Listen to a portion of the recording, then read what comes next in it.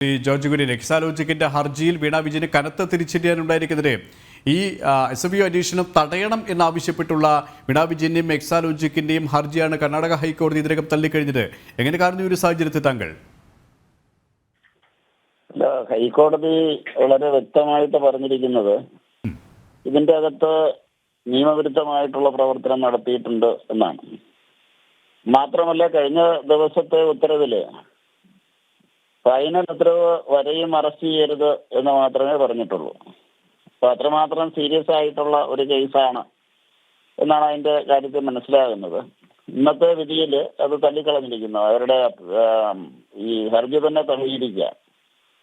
അപ്പൊ ഇനിയുള്ള ദിവസങ്ങളിൽ അന്വേഷണ ഏജൻസികൾക്ക് തീർച്ചയായിട്ടും ആവശ്യമായിട്ടുള്ള നടപടികൾ എടുക്കാം എന്നാണ് ഹൈക്കോടതിയുടെ കഴിഞ്ഞ പ്രാവശ്യത്തെ വിധിയിൽ പറയുന്നത്.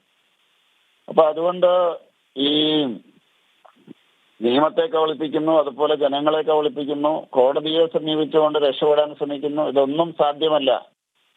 നിയമത്തിന് വിധേയരായിട്ട് വരും എന്നുള്ള കാര്യം വളരെ ശുദ്ധമാണ്.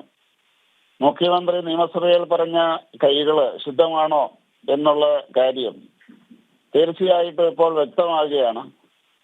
അത് ജനങ്ങൾക്ക് മനസ്സിലാവുകയാണ്. അവസാനം തീർച്ചയായിട്ടും കള്ളത്തരം കണ്ടുപിടിച്ചിരിക്കുന്നു, നിയമവിരുദ്ധ പ്രവർത്തനം കണ്ടുപിടിച്ചിരിക്കുന്നു. ഇതുപോലെ കൈക്കൂലിയും അഴിമതിയും എല്ലാം വളരെ വ്യക്തമായിട്ട് വെളിയിൽ വന്നിരിക്കുകയാണ്. മുഖ്യമന്ത്രിയുടെ വീട് കേന്ദ്രീകരിച്ച് തന്നെയാണ് ഇത് നടക്കുന്നത് എന്നുള്ളത് വളരെ വ്യക്തമായിരിക്കുക. ഇവിടെ SFIOക്ക് അന്വേഷണം തുടരാമെന്നാണ് കോടതി വ്യക്തമാക്കി കഴിഞ്ഞത്. അതായത് അന്വേഷണം തുടരുകയാണെങ്കിൽ ഈ തുടർ അന്വേഷണത്തെ തടയിടുക എന്നതായിരുന്നല്ലോ വീണ വിജയന്റെയും എക്സാലോജിക്കിന്റെയും സർക്കാരിന്റെയും ഒരു ദൗത്യം, അല്ലെങ്കിൽ അത്തരത്തിലുള്ള ഒരു തിരക്കിട്ട നീക്കമായിരുന്നില്ല. പക്ഷേ ഇവിടെ ആ ഒരു അറസ്റ്റ് ഉൾപ്പെടെയുള്ള നടപടിക്രമങ്ങളിലേക്ക് അല്ലെങ്കിൽ കൂടുതൽ അന്വേഷണങ്ങളിലേക്ക് കടക്കും ആ ഒരു ഭയപ്പാടിലായിരുന്നു അവർ. പക്ഷേ കോടതിയുടെ ഇടപെടലിലൂടെ SFIOക്ക് ഇനി കൃത്യമായ രീതിയിൽ അന്വേഷണം മുന്നോട്ട് കൊണ്ടുപോകാം. അതുകൊണ്ട് തന്നെ ഇനിയുള്ള തുടർ നടപടികളും SFIOയെ സംബന്ധിച്ചിടത്തോളം വേഗത്തിലാകാൻ തന്നെയാണ് സാധ്യതയും, അല്ലേ? SFIO അറസ്റ്റിന്റെ കാര്യം അവിടെ പറഞ്ഞിരുന്നില്ല. പക്ഷെ ഇവർ തന്നെയാണ് അറസ്റ്റ് ചെയ്യരുത് എന്നുള്ള അപേക്ഷയുമായിട്ട് ഇവര് മുന്നോട്ട് പോയത്.